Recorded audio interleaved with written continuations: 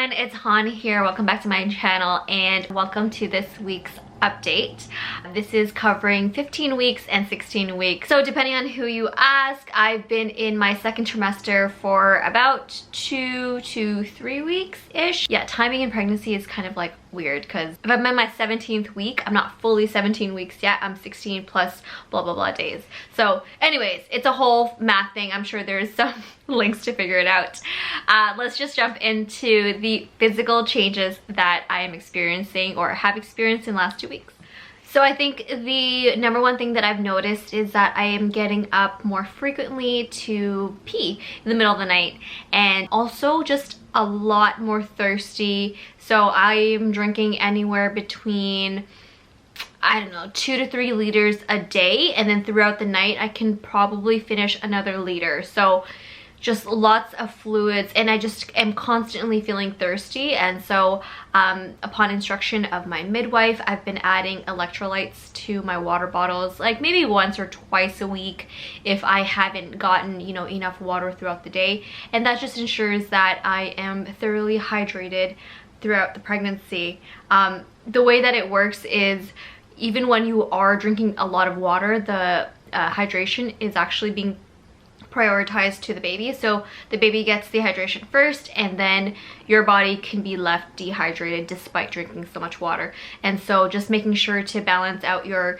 sodium levels and electrolytes and water to ensure that you're always hydrated. I've also noticed, and you might also notice too later on in my bump update, is that my belly is getting a little bit more pronounced. And so I have, again, what is called a B bump. So it looks kind of more like the area around the navel is a little bit more indented, so it's not a full rounded off belly just yet. And so I've noticed that the bottom portion is definitely getting more pronounced, and then throughout the day, especially towards at night, it is a lot bigger than it is when I first wake up. Other physical changes is my ability to do the same types of workouts. So again, like I mentioned in the past few videos, I am working out 3 to 4 times a week doing HIIT style workouts, and I can definitely tell that I have to slow down, that things are getting a little bit harder.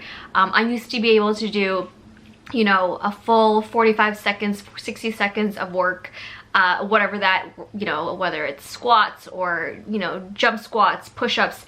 And now I definitely have to slow the pace down, making sure I don't lose my breath, because it's not recommended for pregnant women to have their exercising heart rates go above 140. So I try to keep it so that I'm still able to carry you know, a little bit of a conversation while I'm working out, so that I'm not overexerting myself. That's something that I've noticed, you know, just having to pump the brakes a little bit on the workouts, and just sleeping. I've been sleeping a lot more. Like, I can go to sleep at 10, 11 is usually when we're like in bed, ready like to knock out, and I can sleep until like 9, 9:30. So like a good 10, 11 hours of sleep. And I still wake up, I mean, I wake up refreshed, but I can definitely, if I laid there a bit more, I can sleep for, you know, another half an hour. So just more tired, more sleepy. As far as other physical, or I guess the final physical symptom is craving. I crave soups. I crave Vietnamese food. I think it's just like genetics, biology, evolution, what might have you. My ancestors ate Vietnamese food all the time, and so I think going through this very like primal experience, my body is just kind of defaulting to what it knew, which is like Vietnamese food. So I'm craving like pho all the time. I'm craving bún.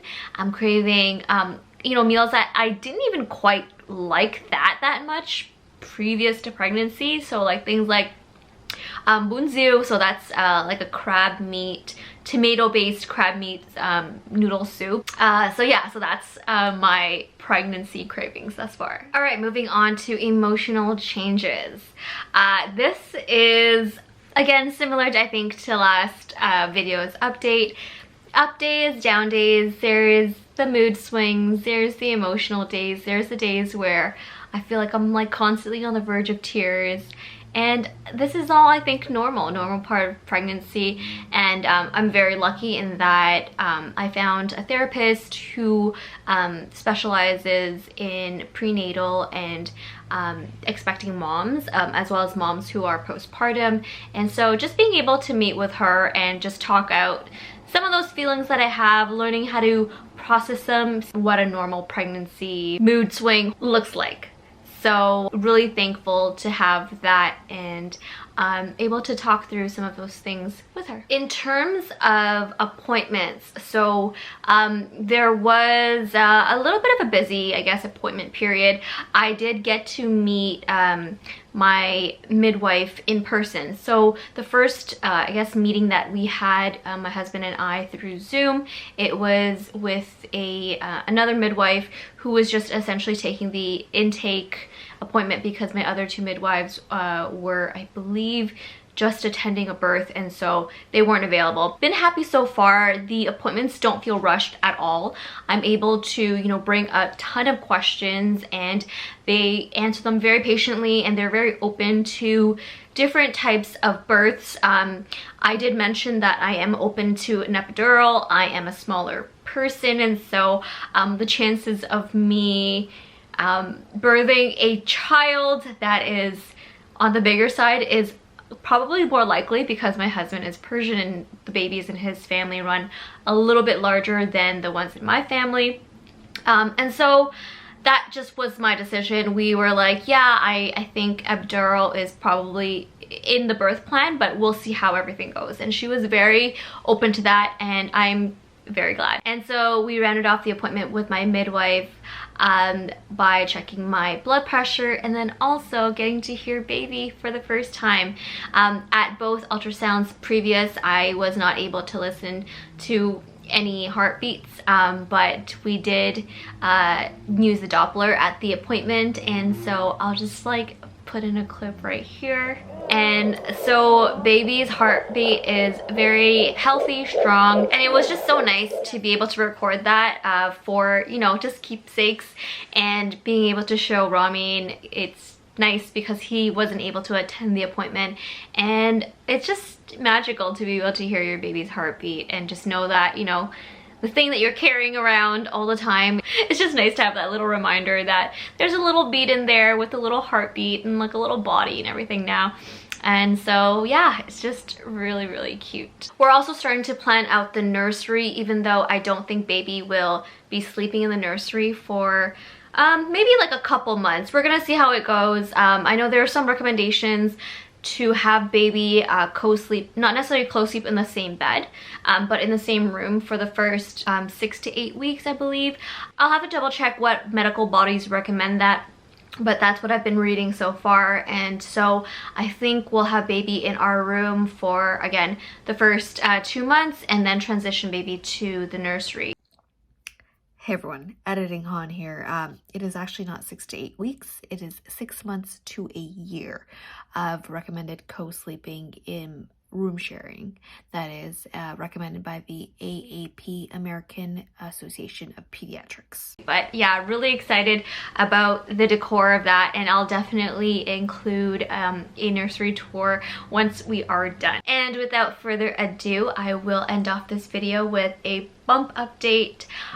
So here goes. I'm wearing tights today, so that's what it sort of looks like with pants. And then, like I said, it's kind of just like a B bump where I can have a little bit of that elastic, and it just kind of looks like I'm fat. But anyways, that's the front. Oops. And that's the front. Oh, you can see there's a little bit of a red line because these tights probably are not the most pregnancy friendly right now. It was pre-pregnancy. So yeah, that is my bump. Starting to round out a little bit, but not a full, again, curved bump just yet, but I'm in no rush because I know that I still have 20 something weeks to go, so we'll just take it week by week. Anyways, I hope you enjoyed this video. Let me know if there's any topics that you want me to cover. Thanks for watching, and talk to you soon. Bye.